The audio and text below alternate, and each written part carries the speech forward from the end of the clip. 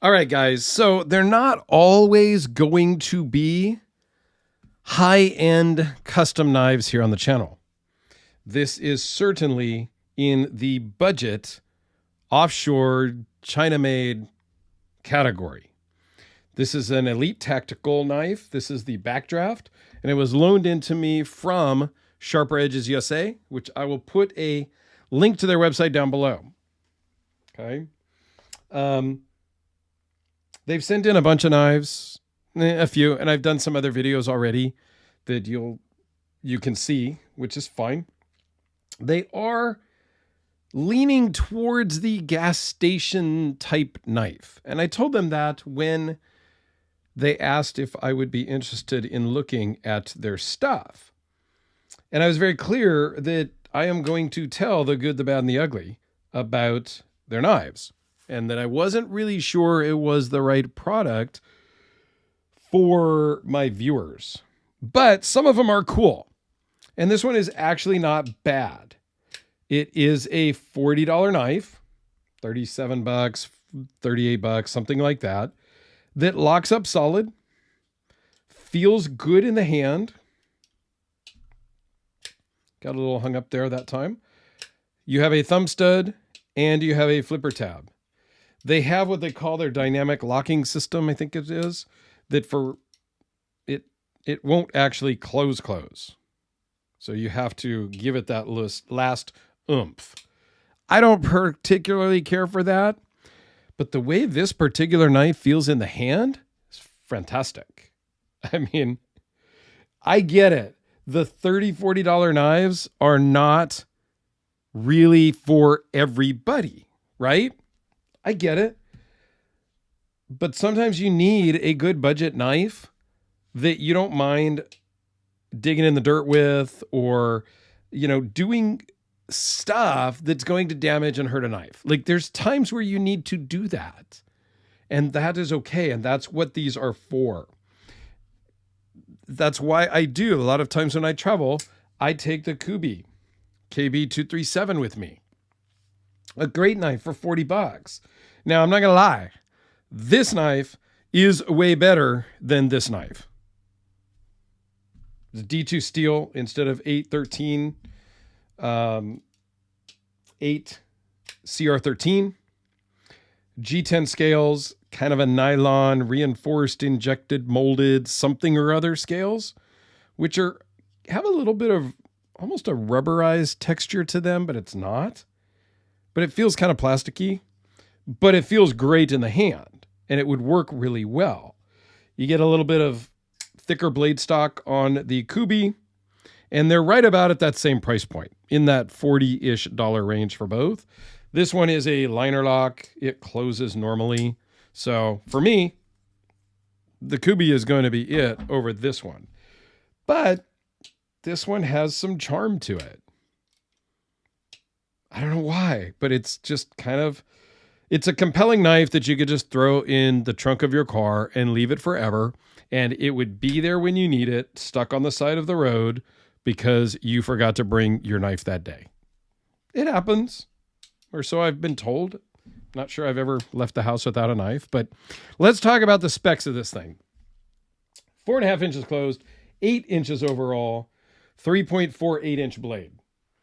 It's 0.019 behind the edge. The blade thickness is 0.112, so it's very thin. It's going to be very slicey. It does come relatively sharp. It is 8 CR13, so you can strop it. You can sharpen it yourself, no problem.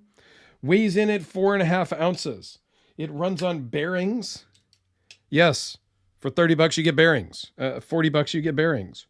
Overall thickness is 0.657, so it does feel good in the hand. It rides well in the pocket. Let's take a close-up look here. Reversible pocket clip. Even though they didn't use countersunk hardware, they did recess the clip into the scales, as you can see here, and that does help. And these screw heads do not get in the way of your jeans pockets. The pocket clip works great, which I think is awesome. In a $30, $40 knife, I appreciate that. Flipper tab works great. The Elite Tactical, the big name of the model on the backside. I don't love the billboarding. In general, that's not my thing. I get it. You might put China up here. You might put for me, I would just put the, kind of that logo and maybe tuck it back in a little bit farther up towards the thumb stud. I don't know. I don't need, I own the knife. I mean, not this one, but when I buy a knife, I know what it is.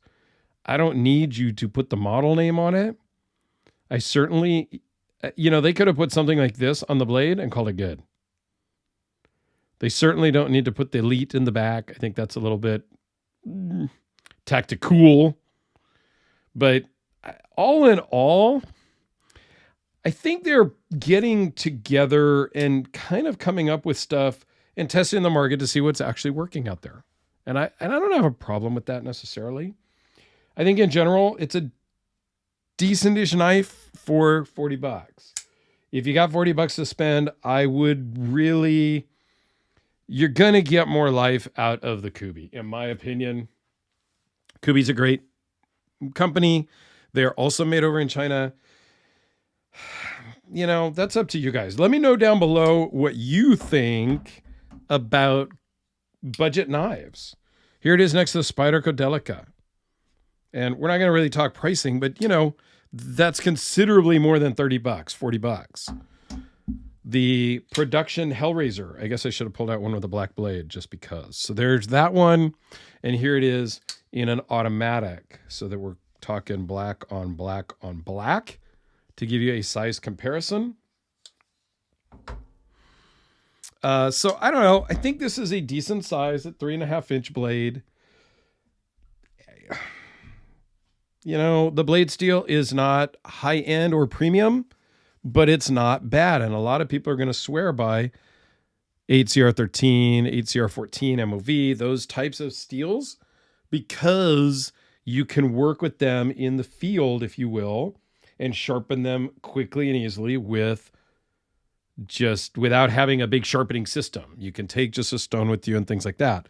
So I think they have their place for sure, but I'm interested to hear your guys' thoughts. I think what I need to do is put together a budget playlist, because I don't think I have a budget playlist. So I'll work on that, and I might have it up here. I'll put an Elite video, an Elite Tactical, one of the other knives up here in the corner, so you can go check it out. And if I can get a budget playlist put together, I'll put that up in the corner as well. So let me know your thoughts, guys. I have a couple of other budget knives that Sharper Edges sent me in that will be coming here shortly as well. So, but then I do have some, higher end production knives to talk about. This ZT-0600 RJ Martin design. Freaking, I'm super stoked to have gotten this. I just did an unboxing, so I'll be doing a video on that soon too. I have the Curtis F3. I've got some other custom stuff here in Evo. I got a bunch of custom stuff also, but I like to mix it up. And I am the guy that's going to just show all the knives. I don't really care.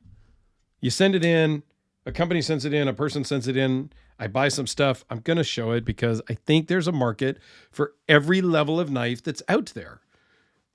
That's just my thought. And I'm not going to just show one particular brand, one particular level, if you will, budget, mid-range, and high-end. I'm going to show it all. It's just what I do. So thanks a lot, guys. I greatly appreciate it. And we'll see you tomorrow.